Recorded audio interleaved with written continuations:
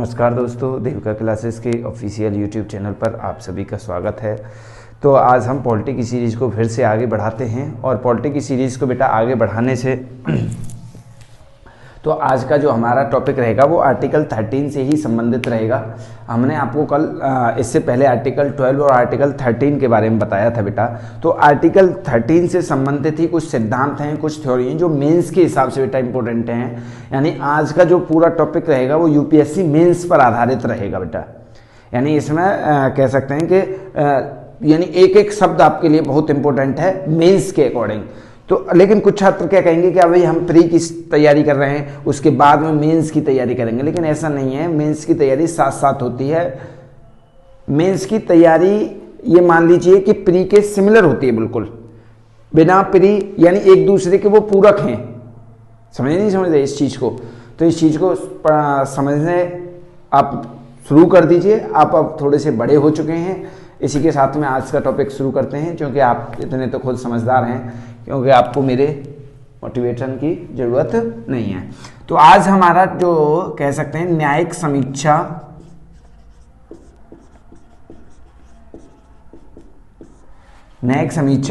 Versus या कह सकते हैं और मौलिक अधिकार।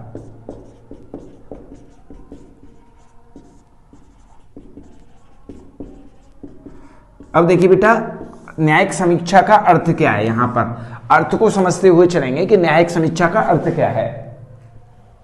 तो यहां लिखेंगे, अब मैं तुम्हें समझा देता हूं पहले, उसके बाद मैं लिख दूंगा। न्यायिक समीक्षा का तात्पर्य है कि न्यायपालिका के पास में शक्ति है। कैसी शक्ति है बेटा? न्यायपालिका के पास में शक्ति है कि वो कार्यपालिका तथा विधायिका के कार्यों की समीक्षा कर सके, यानी हमारे यहां जब मैं आपको वो बता रहा था भारत के, यानी कह सकते हैं कि जब मैं अमेरिका के संवैधानिक योजना बता रहा था, ब्रिटिश की संवैधानिक योजना बता रहा था, स्विट्जरलैंड की संवैधानिक योजना मैंने बताई आपको, फ्रांस की संवैधानिक योजना मैंने बताई आपको, इंग्लैंड की बताई। तो इन समय में मैंने बताया था कि कहां कार्यपालिका की शक्ति ज्यादा है, कहां विधायिका की शक्ति ज्यादा है, कहां न्यायपालिका की शक्ति ज्यादा है। तो इसी क्रम में भारत के संविधान में न्यायपालिका की शक्ति सर्वोच्च है अपेक्षाकृत बेटा विधायिका तथा कार्यपालिका की। लेट्स क्लियर, विधायिका तथा कार्यपालिका की अपेक्षा करेंगे तो न्यायपालिका की शक्ति सर्वोच्च है। तो न्यायिक समीक्षा का अर्थ यही है कि न्याय समीक्षा का तात्पर्य है कि न्यायपालिका के पास में ऐसी शक्ति है जो भारत के संविधान ने दी हुई है उसे। न्यायपालिका के पास में ऐसी शक्ति है जो कार्यपालिका तथा विधायिका के कार्यों की समीक्षा करे, और कहीं विधायिका ने कोई ऐसी विधि बनाई, यदि विधायिका कोई ऐसी विधि बनाता है कि जो संविधान सम्मत नहीं है, जो संविधान से समरूपता नहीं रखती है, जो संविधान के सम्मत नहीं है, उसको न्यायपालिका निरस्त कर सकती है। लेकिन क्या हुआ? 24वां संविधान संशोधन 1971 में यह कहा गया कि ठीक है, न्यायपालिका विधि का तो कह सकते हैं कि न्यायिक समीक्षा कर सकती है, विधि की तो न्यायिक समीक्षा कर सकती है, लेकिन यदि कार्यपालिका ने, यानी कह सकते हैं कि संसद ने यदि संविधान संशोधन कर दिया तो उस संविधान संशोधन की समीक्षा नहीं कर सकती, उस संविधान संशोधन की समीक्षा नहीं कर सकती। ऐसा किसने कहा? यह मैं पहले बता चुका हूं। 24वें संविधान संशोधन 1971 के द्वारा किया गया, कहा संसद ने। क्या कहा? दोबारा मैं बताता हूं आपको।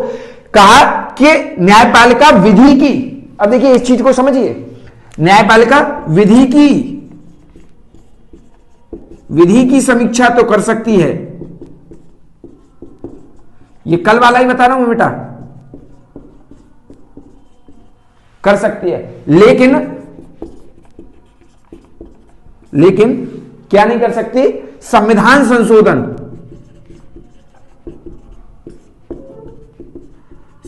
संशोधन की समीक्षा, या कह सकते हैं न्यायिक समीक्षा नहीं कर सकते। ये वाली बात बेटा कहां कही गई? ये कही गई 24वें संविधान संशोधन, 24वें संविधान संशोधन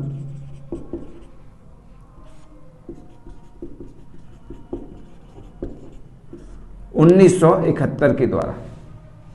ठीक है, लेकिन इसके बाद फिर एक केस के माध्यम से न्यायालय ने यह बताया, और न्यायालय ने इसकी मतलब ये जो 24वां संविधान संशोधन 1971 में किया गया था उसकी हवा निकाल दी।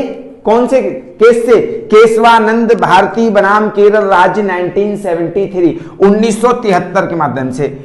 यानी केशवानंद भारती बनाम केरल राज्य 1973 में बेटा ये कहा किसने? सुप्रीम कोर्ट ने, यानी कि न्यायालय ने। बोले ठीक है, विधि की समीक्षा हम नहीं कर सकते, संविधान संशोधन की विधि की समीक्षा तो कर सकते हैं, संविधान संशोधन। देखिए न्यायालय ने कहा कि संविधान संशोधन की समीक्षा हम नहीं कर सकते, ये मान रहे हैं। क्या आपने क्या किया?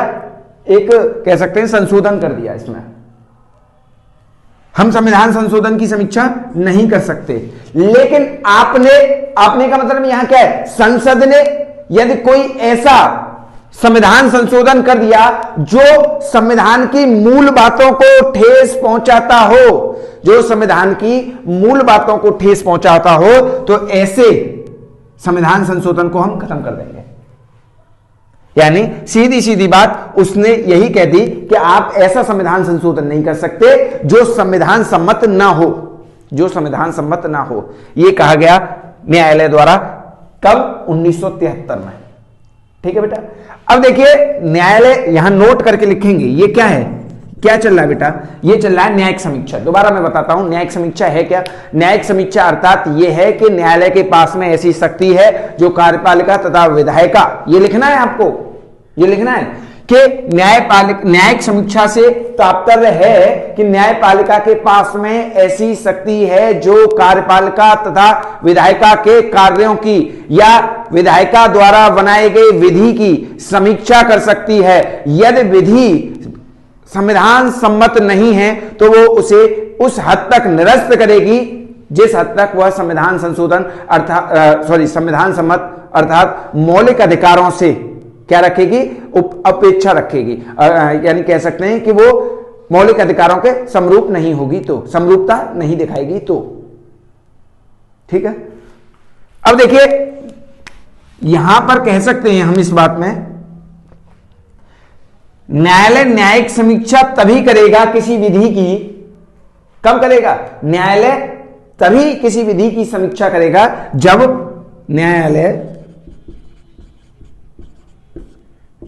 तब ही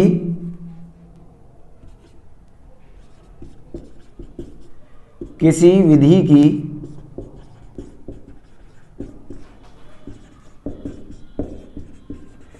समीक्षा करेगा जब उस विधि के खिलाफ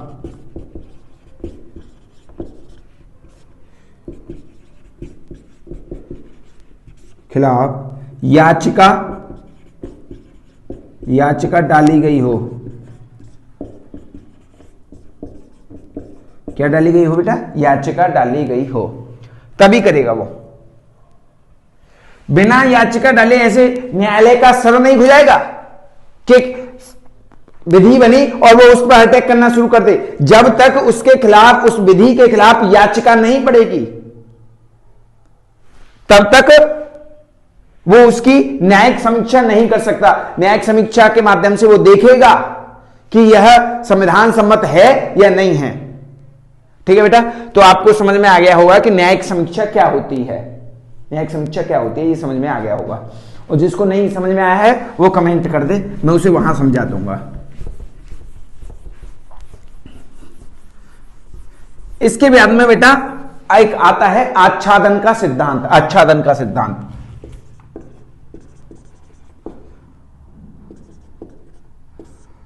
या कह सकते हैं इसे ग्रहण।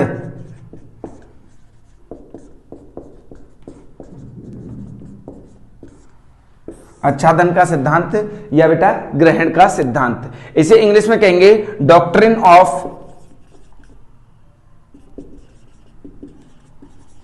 एक्लिप्स। ठीक है बेटा। ये क्या है? ये क्या है? इसको समझते हैं हम आज, यहीं इसी को समझ करके वीडियो को एंड कर देंगे। आच्छादन का या ग्रहण का, ये बेटा आर्टिकल 13 से ही संबंध चल रहा है अभी, आर्टिकल 13 से। अब आपको लग रहा होगा कि हाँ एक सही दिशा में आगे हमारी तैयारी बढ़ रही है। आच्छादन यानी ग्रहण का सिद्धांत, डॉक्ट्रिन ऑफ एक्लिप्स। देखिए अब आपको परेशान नहीं होना है कि कितने वाद आ रहे हैं, कितने विवाद आ रहे हैं, इससे आपको परेशान नहीं होना है। क्यों नहीं होना बेटा? अगर पढ़ना तो है ही है, पढ़ना तो है ही है, रो रो करके नहीं पढ़ना, हंस हंस करके पढ़ना है। रो रो करके पढ़ेंगे तो मजा नहीं आएगा। रो रो करके नहीं पढ़ना है, हंस हंस करके पढ़ना है, लेकिन पढ़ाई को हंसी नहीं बनाना है, नहीं तो समाज तुम्हारी हंसी बना देगा। क्या कहा है मैंने? दोबारा सुनिए, हमें रो रो करके नहीं पढ़ना है, बल्कि हंस हंस करके पढ़ना है।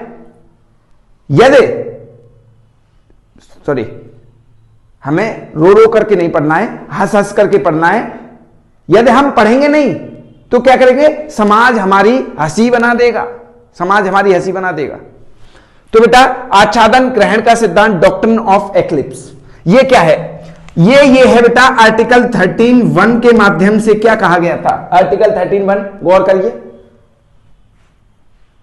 अरे गौर करिए। संविधान, ये आर्टिकल 13(1) ने कहा था कि संविधान रनिंग से पहले, यानी कि रनिंग से पहले, संविधान लागू होने से पहले जो विधियां मौलिक अधिकार से समरूपता नहीं दिखाती हैं उनको, या उस भाग को क्या कर दिया जाएगा? निरस्त कर दिया जाएगा। या तो पूरी विधि है, ये पूरी विधि मौलिक अधिकारों से समरूपता नहीं दिखाती है तो इसे क्या कर दिया जाएगा? निरस्त कर दिया जाएगा। आर्टिकल 13(1) मैं पहले भी करा चुका हूं इस चीज को, लेकिन ये जो मैं कराने जा रहा हूं ये पहले मैंने नहीं कराया है। तो आपको लिखना है आर्टिकल 13(1) ये कहता है कि संविधान से पूर्व बनने वाली विधियां यदि मौलिक अधिकारों से समरूपता नहीं दिखाएंगी तो उस पूरी विधि को समाप्त कर दिया जाएगा। उस पूरी विधि को, या विधि का कुछ हिस्सा, इतना भाग तो देखिए समरूपता दिखा रहा है, लेकिन इतना भाग समरूपता नहीं दिखा रहा है, इतना भाग समरूपता नहीं दिखा रहा है, तो इस भाग को निरस्त कर दिया जाएगा, इस भाग को निरस्त कर दिया जाएगा। यह कहता था आर्टिकल 13(1).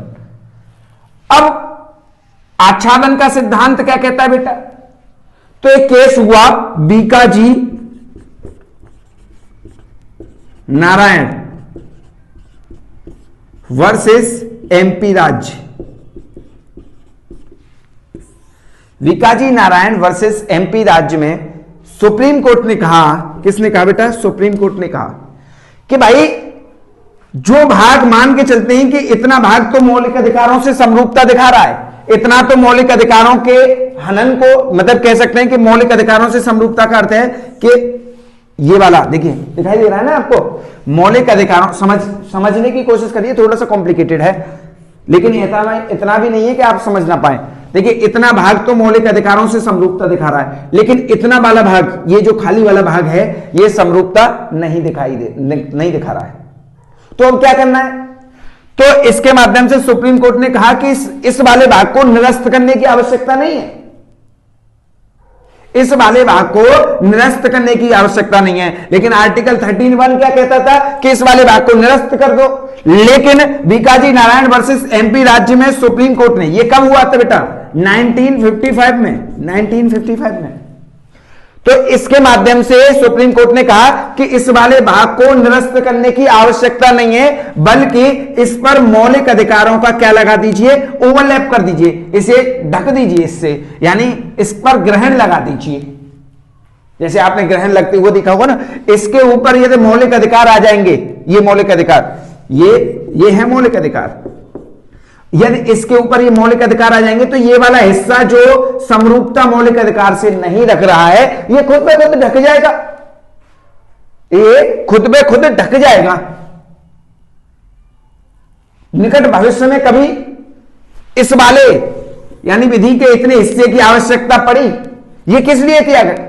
बोले कि इस वाले हिस्से की कभी भविष्य में आवश्यकता पड़ी तो हम मौलिक अधिकारों को वहां से हटा देंगे, तो ये एज इट इज शुरू हो जाएगा यहीं से। समझ तो रहे ना आप? यानी मैं दोबारा बताता हूं कि आर्टिकल 13(1) के माध्यम से यह कहा गया कि विधि का वह हिस्सा जो मौलिक अधिकारों से समरूपता नहीं दिखाता है, उस हिस्से को निरस्त कर दिया जाएगा, यह आर्टिकल 13(1) कहता है। लेकिन बीकाजी नारायण वर्सेस एमपी राज्य 1955 में सुप्रीम कोर्ट ने आच्छादन या ग्रहण के सिद्धांत को लागू करते हुए यह कहा गया कि उस हिस्से को अब निरस्त करने की आवश्यकता नहीं है, बल्कि मौलिक अधिकारों का उस पर ग्रहण लगा दीजिए, मौलिक अधिकारों पर ग्रहण लगा दीजिए, उसे ढक दीजिए। जब ये ढक जाएगा तो ये वाला हिस्सा कारगर ही नहीं रहेगा, ये शुरू ही नहीं रहेगा, यानी एक्टिव ही नहीं रहेगा, ये इनएक्टिव हो जाएगा। अब जब ये एक्टिव नहीं रहेगा, मानो कि चलो कि भविष्य में इस वाले कानून की आवश्यकता पड़ती है, कभी इस वाले कानून की आवश्यकता पड़ती है, तो इसे यहां पर, इससे जो मौलिक अधिकारों से इतने हिस्से को ढका था उसे हटा लेंगे। यह कहा था बीकाजी नारायण वर्सेस एमपी राज्य 1955 में। ठीक है बेटा, लेकिन फिर एक प्रश्न उठा बेटा, यहां लिख दूं मैं, ये क्या है सिस्टम पूरा, मैं लिख देता हूं। सुप्रीम कोर्ट ने कहा कि विधि का वह हिस्सा जो मौलिक अधिकारों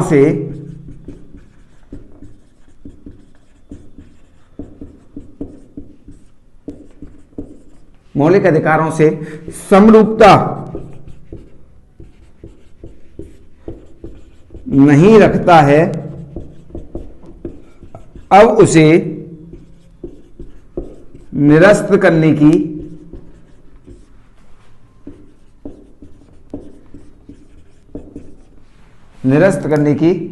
आवश्यकता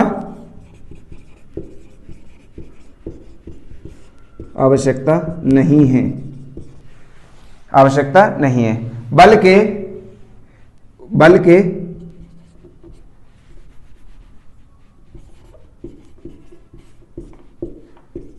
उसे उस मौलिक अधिकारों से, उसे का मतलब विधि को, बल्कि विधि के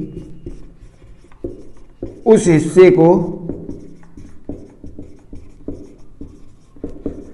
मौलिक अधिकारों से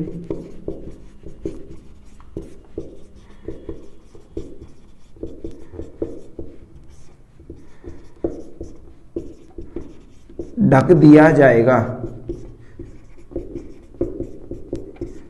या विधि के उस हिस्से पर, या ऐसे लिखेंगे अब, या विधि के उस हिस्से पर मौलिक अधिकारों का ग्रहण लगा दिया जाएगा, जिससे कि वह विधि क्या हो जाए, निष्क्रिय हो जाए, जिससे लगा दिया जाएगा, जिससे विधि वह भाग जो समरूपता नहीं रखता था वह निष्क्रिय, यानी कह सकते हैं कि वह निष्क्रिय का मतलब इनएक्टिव हो जाएगा। क्या हो जाएगा, इनएक्टिव हो जाएगा, या कह सकते हैं कि वो खत्म हो जाएगा। इन खत्म नहीं हो सकता, अब मैं पूरा लिखूंगा तो बहुत लंबी वीडियो बन जाएगी बेटा, ठीक है, तो आप ऐसे ही निष्क्रिय हो जाएगा। लेकिन बेटा एक क्वेश्चन आया,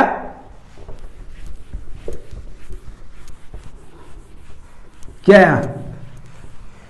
यह आच्छादन का सिद्धांत आर्टिकल 31 में ही यूज होगा, केवल आर्टिकल 13(2) में यूज नहीं होगा, यानी आर्टिकल 31 में ही इसका यूज होगा, अर्थात संविधान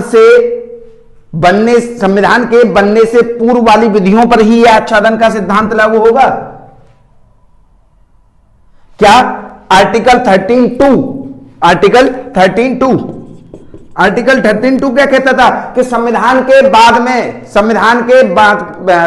के लागू होने के बाद में बनने वाली विधियां का वह हिस्सा जो संविधान से समरूपता नहीं दिखाएगा, मौलिक अधिकारों से समरूपता नहीं दिखाएगा, वो क्या कर दिया जाएगा, खत्म कर दिया जाएगा, निरस्त कर दिया जाएगा। आप पिछली वाली वीडियो में देखो, मैंने यही बताया था।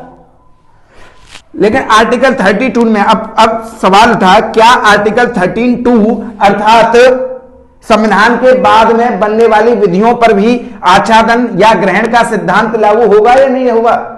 तो सुप्रीम कोर्ट ने क्या कहा, और किस केस में कहा? दीपचंद केस।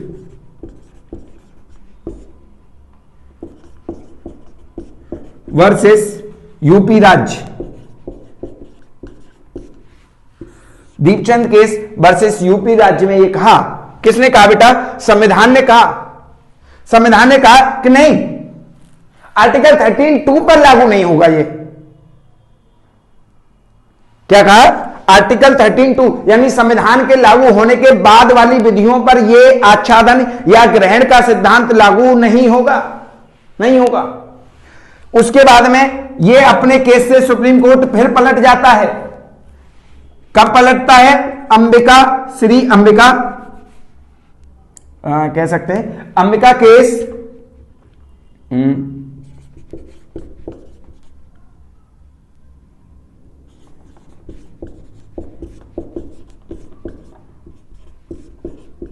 वर्सेस गुजरात राज्य।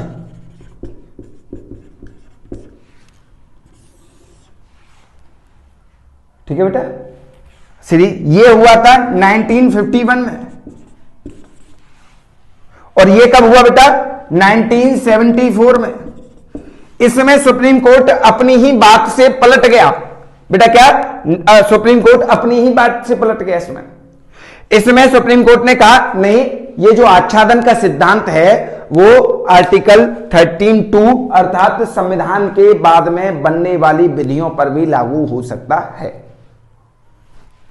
श्री अंबिका मिल्स वर्सेस गुजरात राज्य केस 1974 में यह कहा गया कि आच्छादन का सिद्धांत न केवल 13(1), अब आपको 13(1) मुझे ऐसा लगता है कि अब आपको 13(1) बताने की आवश्यकता नहीं है मुझे बार बार।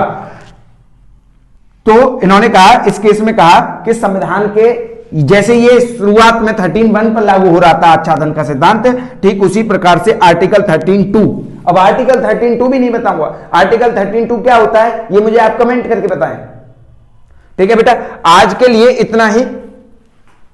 उसके बाद में हम नेक्स्ट वीडियो पर आपके साथ में आएंगे, एक और आर्टिकल 13 से संबंधित एक और वीडियो बनाएंगे और उसके बाद में मूव करेंगे आगे की ओर। ठीक है बेटा, आज के लिए इतना ही। धन्यवाद।